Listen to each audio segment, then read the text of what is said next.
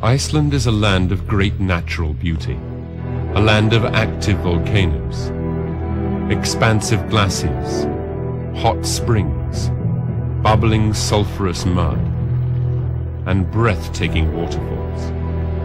A land where nature is still raw and powerful.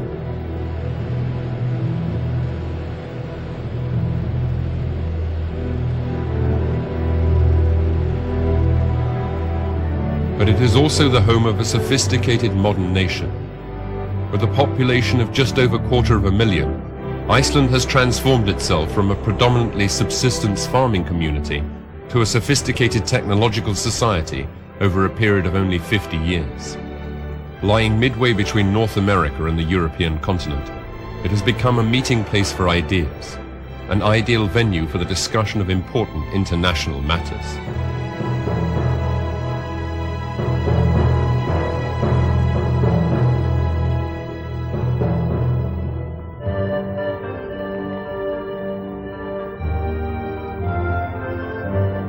The extensive and rugged landscape presented a challenge to the small group who first arrived here. First settled in the 9th century by Viking chieftains, who were unwilling to be subject to a Norwegian king, Icelanders developed for themselves a social and a legal structure considerably more democratic than those on the European mainland. To some extent, Iceland has always represented a kind of freedom. Getting to Iceland today is a simple matter. Just over 2.5 hours from London and 3 from Paris or Copenhagen, Iceland is so accessible that it hosts thousands of visitors every year. The recently built Leif Erikson International Airport stands tribute to the man who went on from Iceland to discover the North American continent. Accounts of the country's early history can be found in the old medieval manuscripts. This great literary achievement includes the famous Icelandic sagas and the Edda poems, which describe Norse mythology and the Viking world picture. Icelanders have always been proud of their literary tradition. Hundreds of books are published annually. The literacy rate is unusually high, and Iceland has all the facilities that came with the media revolution. After seeing the steam rise in great clouds along the coastline, Ingólfur Arnarsson, Iceland's first settler, called his home Reykjavik or Smoky Bay. The name remains, but Reykjavik is in fact a totally smokeless zone, its air being perhaps the cleanest of any capital in the world. The steam Ingólfur saw came from volcanically heated water, a geothermal miracle in a land of long winters and sparse growth, and it was quickly put to use for bathing, cooking and heating. Today, natural hot water supplies much of the country with space heating, and the water resource has almost unlimited potential for the production of electric power. Superb bathing spots have been created as byproducts in man's quest for energy, such as the Blue Lagoon, where a deposit in the water has been shown to have a significant healing effect on chronic skin afflictions.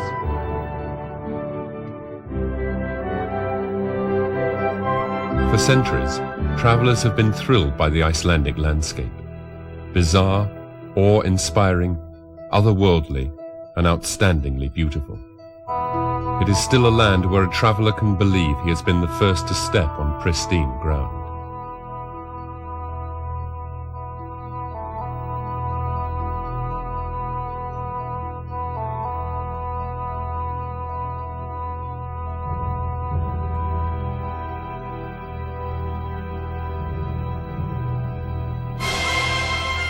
The forces of nature have also determined the striking landscape of the valley of Thingvellir, once the home of the world's first democratic parliament, the Alþingi, which was founded in 930 AD. The great fault dividing Europe from North America lies directly through the valley, and it was from the edge of this spectacular rift that the first laws of Iceland were proclaimed to the people in a natural auditorium. Iceland has long been a treasure for geologists, but the enormous natural forces at work here have sometimes had devastating effects for the inhabitants, as in 1973 when a volcano, long thought to be extinct, erupted on the Westman Islands just off the south coast. But despite the fact that just over 2/3 of the town was covered in lava and ash, the Westman Islanders turned this disaster to their advantage. Lava running down into the sea created a better natural harbour, and Iceland's most important fishing port quickly revived to be more productive than ever before. Over 200 species of birds can be found in Iceland. many of them having traveled thousands of miles to nest along the coastal rocks, untroubled by any natural predator. Surtsey, an island which rose up out of the sea during a volcanic eruption in the early 60s, presented scientists with a perfect opportunity to study how life begins on land, and how seedlings, moss and lichens begin to grow on newly cooled lava. The old chronicles tell us that during the time of the settlement over 1100 years ago, the country was covered with vegetation. Much of this has since disappeared due to climatic changes and overgrazing.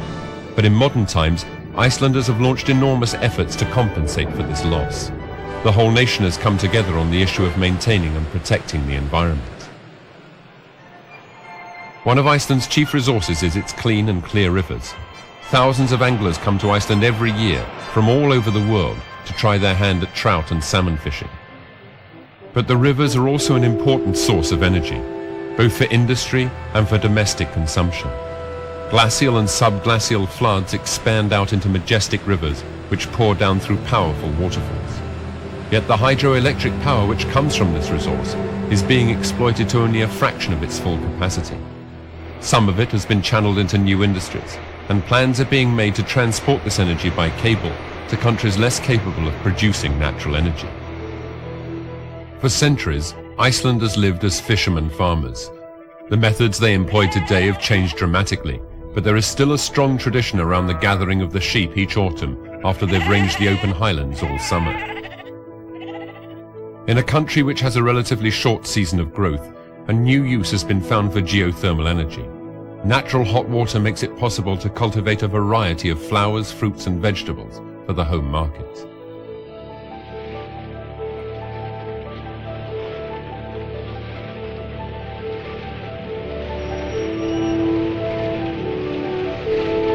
The raising of sheep, cattle and poultry allows Iceland self-sufficiency in meat and milk products. However, fish still remains the nation's most significant export. In bygone days, fishermen put out to sea to provide for their individual families. But in this century, Icelanders have learned to harvest this resource on a large scale. In clean and clear waters, untouched by pollutants, Iceland has developed a fishing industry which can be certain of delivering first-class produce. But this is not the only factor in Iceland's success in the fishing industry.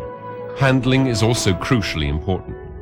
Developing not only better methods for catching, founded on centuries of experience in dealing with the harsh challenge of the North Atlantic, but also for processing the catch, advanced fishing technology has become an important export in its own right.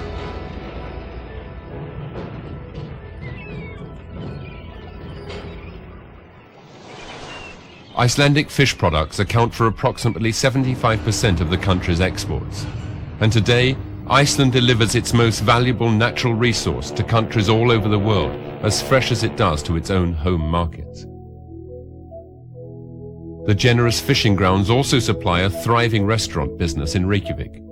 Seafood caught the same day is prepared by gourmet chefs who take pride in both national and international cuisine. Icelandic lamb, with its distinctive gamey taste, has always remained a favorite, served in dozens of different mouth-watering dishes.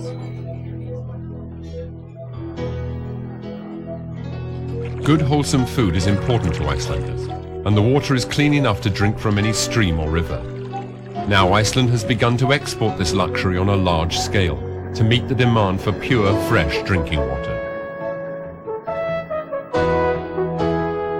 Iceland is a large country, over 100,000 square kilometers, and not the sort of place you can fully appreciate in a short period of time. Interestingly, there have never been any trains here, originally because the size of the population did not warrant it, but one can travel almost anywhere by road, and find hotels and guest houses or even stay at a local farm. And there are hundreds of different types of excursions available for those who want to explore the country for themselves. In the past, people traveled the length and breadth of the land on horseback, and the Icelandic pony, an intelligent and sturdy creature, has now become a favorite with many visitors. The capital, Reykjavik, has expanded significantly over the last few decades, but it has not lost its charm. It has as many interesting and varied night spots as one is likely to find anywhere else in the world. Icelanders like to work hard and make the most of their leisure time. Even the visitor who comes for only a few days will see that they know how to enjoy themselves.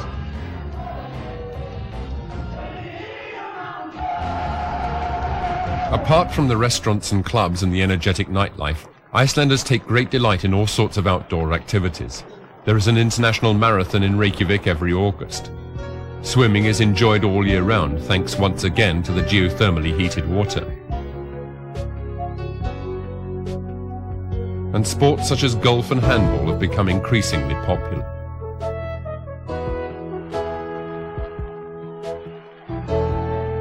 And like most small nations, Iceland likes to show that it can make an impression in a wide variety of sports and competitions.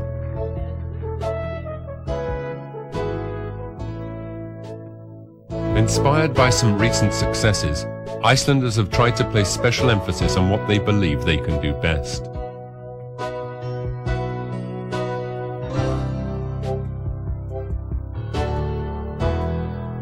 Education and learning have always been of major concern to these people.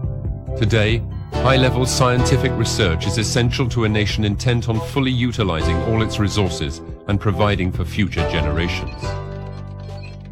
But Icelanders have also promoted all forms of art and culture. A biennial international arts festival has attracted artists, performers, and audiences from all over the globe. With an opera, symphony orchestra, numerous theatre groups and galleries, Icelanders take a special interest in all the fine arts.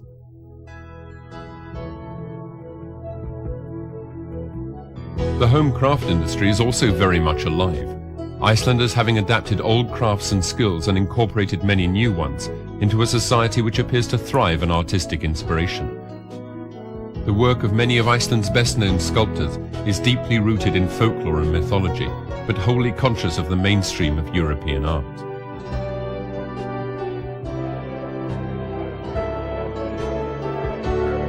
In the modern shopping centres, glassware, knitted woolen goods and jewellery are among the many types of home crafts which contain also all the best of old and new.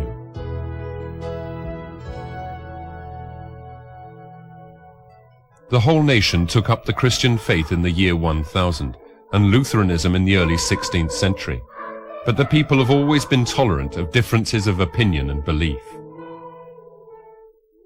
Despite being governed by other Scandinavian countries for long periods of its history, Iceland has always remained effectively separate. It achieved home rule in 1918 and became an independent republic in 1944. Several political parties are represented in the 63-seat parliament, and Iceland has long been an active member of various international organizations. Rapid expansion has provided a strong contrast between the traditional and the modern, and not least in the field of architecture. For centuries, Icelanders lived mainly in turf farmhouses in the country and colourful wooden houses in town. Many of the brightly painted roofs can still be seen in the old part of the capital, but a special museum has been set up on the outskirts of Reykjavik to preserve buildings which would have otherwise undoubtedly given way to the more splendid architecture of the inner city.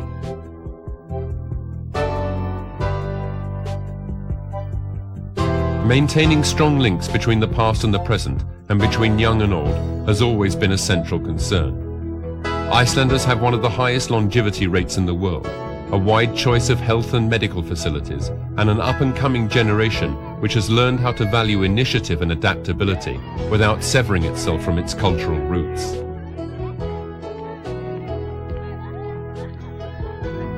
During the summer months, thousands of teenagers are employed to keep the towns and the countryside beautiful, but also to help maintain a sense of community by providing them with an opportunity to play an active role in caring for the environment.